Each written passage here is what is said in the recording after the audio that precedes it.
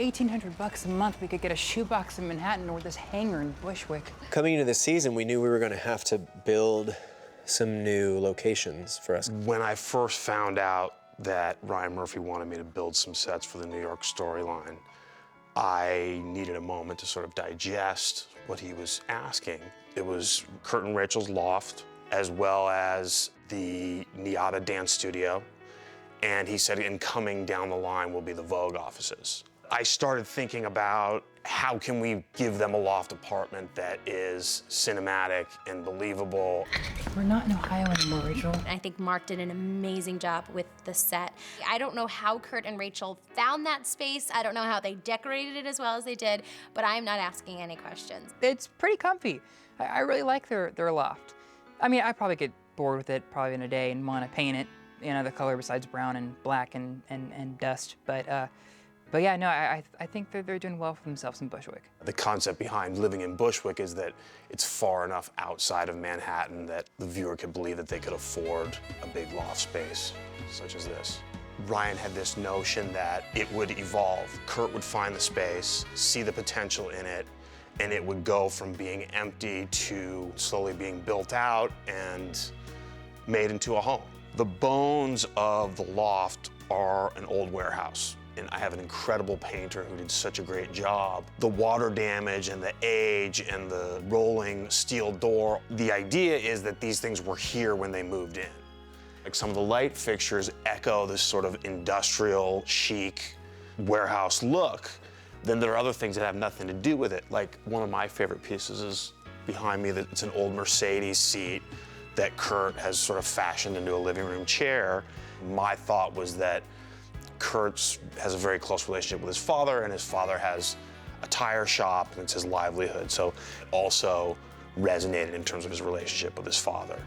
Rachel definitely has her flourishes. She likes things new and clean, and you'll see that in the bedroom and in the bathroom. There's a vintage concrete ram in the fireplace there. And also, New York City is kind of notorious for its rat problem, so there's actually another rat on the shelf there.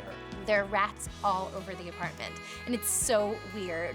They're like everywhere. I think Naya's wants to take, there's one that she has her eye on that she's like, I want to take that home. The star goes back to the pilot. Rachel fancies herself a star, and she is a star. I spoke with them about really just making the room a good departure from her old room, still having the feeling of what Rachel's room was like before, and just have it be sort of the more like grown-up versions of Kurt and Rachel. I got to say, I finally feel like I have found my people. I come from shooting in the choir room for the past 3 seasons. So to get to be in a place that is big with comfy couches and beds to sit on, and when Naya first came to New York and when she first started shooting with us there, I was like, you are gonna love this.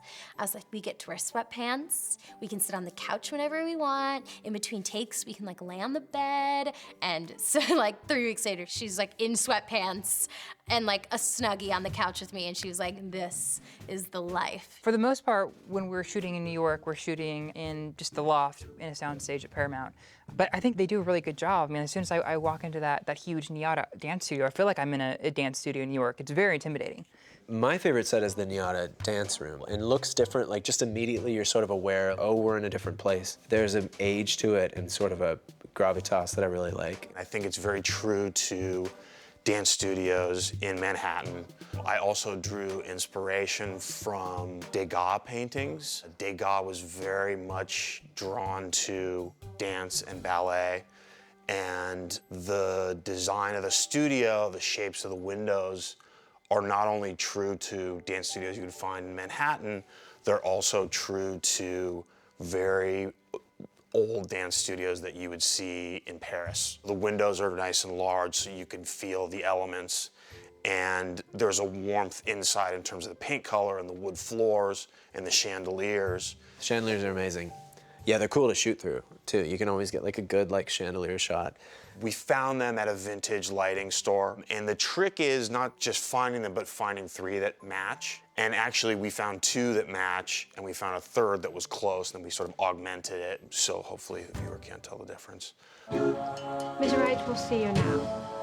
The process of building Vogue.com was a very interesting one. What was really most helpful is the September issue, which is a documentary about Anna Wintour. Sarah Jessica Parker's character is not the editor-in-chief, so her office is smaller and less fancy than Anna Wintour's office, but it feels like it could be a part of that building. In reality, the Vogue offices are in the Condé Nast building, so we did some research in terms of what do you see outside the windows, what are the details there, and I think we succeeded in capturing that essence. In terms of the artwork in the Vogue.com offices, in the reception and throughout, we actually got photos from Vogue. We chose sort of bold and a little bit outlandish photos in hopes that they would really pop. There was one scene with Kurt in the waiting room where we really featured one of my favorite photos in there. He's sitting on this beautiful tufted Chesterfield couch, which I could very much imagine Anna Wintour picking herself. It's been a great opportunity for the art department to build some new sets, to sort of support these characters and their storylines as they unfold.